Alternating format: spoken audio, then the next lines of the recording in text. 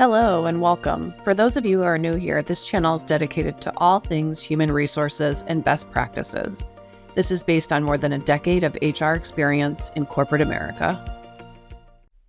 Today, we will be talking about performance improvement plans, also known as a PIP. In this video, we'll cover the following about performance improvement plans. First off, we'll tell you what a PIP is, how it works, what HR's role is in the process, how managers can approach it the right way and effective way, and what to do if you yourself are ever placed on a PIP. PIPs can be stressful for both employees and managers, but when handled properly, they can actually lead to real growth. Now let's get into it. What is a performance improvement plan? A performance improvement plan, often called a PIP, is a formal, structured document that's used when an employee's performance isn't meeting the expectations for the role. It's not meant to be a gotcha or punishment. Instead, it's a tool to clearly outline the specific performance issues, what success looks like, the time frame for improvement, and the support the company will provide to help the employee get there. Here's an example. Let's say an employee is responsible for completing certain projects, but they've consistently missed deadlines. The PIP might say something like, employee must complete all assigned projects by their due dates for the next 60 days. Specifically, Project X needs completed within 2 weeks rather than the 4 weeks it took previously. The plan usually lasts 30 to 90 days depending on the severity and complexity of the issue. During this time, the manager should be checking it in regularly, typically weekly or bi-weekly, to discuss progress, give feedback, and offer additional support. At the end of the time frame, the manager and HR will meet to assess whether employee has improved and can return to normal expectations, the plan needs to be extended, or there hasn't been sufficient progress and termination may be considered. PIPs are challenging, and why that's okay. Let's be honest, PIPs are hard. For the employee, it can feel stressful or even humiliating to be told they're not meeting expectations. For the manager, it can be uncomfortable to have that tough conversation and to track progress so closely. But here's the thing, PIPs are not designed to be a punishment.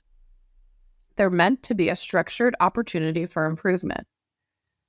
And when everyone approaches the process with clarity, empathy, and accountability, they often lead to stronger performance and better relationships between managers and employees. HR's role in the PIP process. So what exactly does HR do in the PIP process? HR's job is to make sure the PIP is appropriate, meaning the issue is about performance, not conduct, and the employee has already received coaching and informational feedback before reaching this stage. Ensure the PIP is fair and consistent, making sure the expectations are realistic, measurable, and clearly tied to the employee's role. And ensure the PIP is properly documented. Everything from the initial PIP to each follow-up meeting should be recorded in writing. It's also HR's responsibility to coach the manager through the process, helping them phrase feedback in a constructive way and ensuring the employee understands what's expected. After each check-in meeting, the manager should send a follow-up email summarizing what was discussed, what progress has been made, and any next steps. This helps keep a transparent record for both sides. Now let's take a look at the role a manager plays in the PIP process and how they can deliver a PIP effectively. For managers, delivering a PIP can be nerve-wracking. But remember, your role is to guide, not just evaluate. Here are some tips for handling a PIP effectively. Number 1, prepare before the conversation.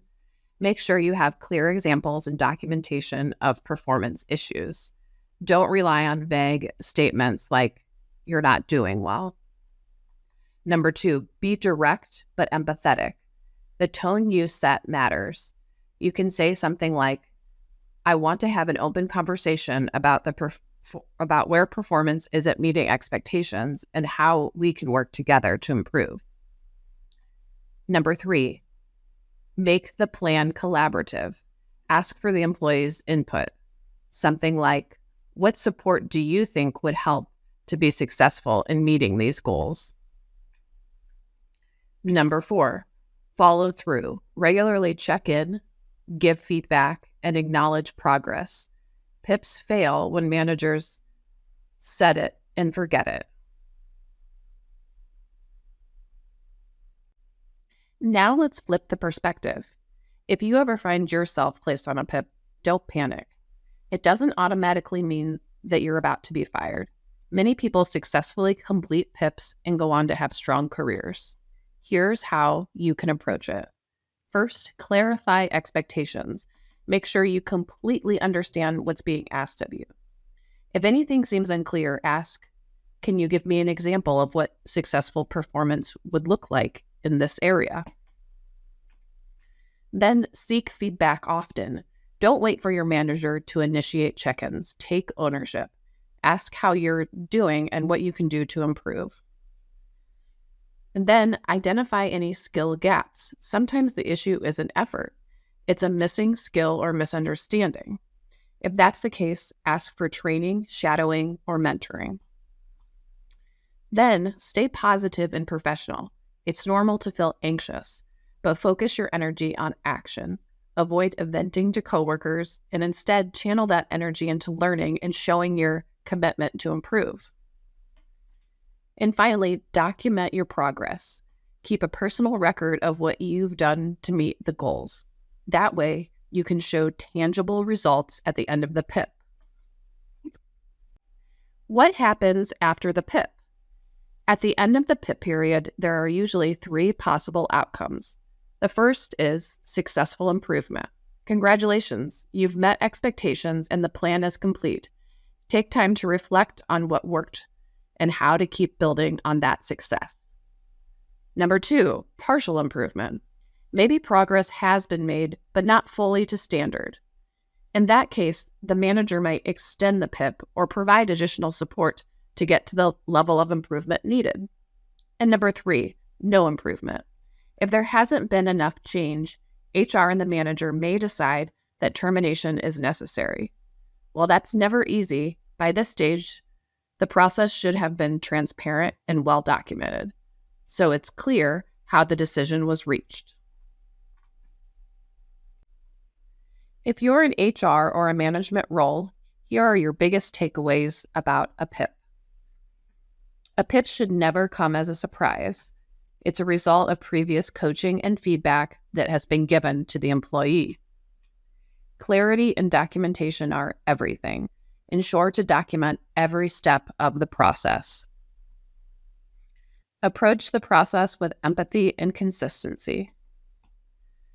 Always focus on the ultimate goal, to help the employee succeed.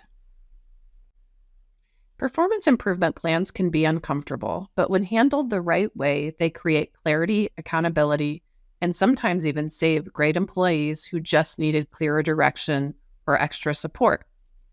If you found this video helpful, don't forget to hit the like button, subscribe, and turn on notifications for more HR and manager insights. And I'd love to hear from you in the comments. Have you ever written, managed, or been on a PIP? What was your experience like? Thanks so much for watching. And remember, great managers don't just manage performance, they develop potential.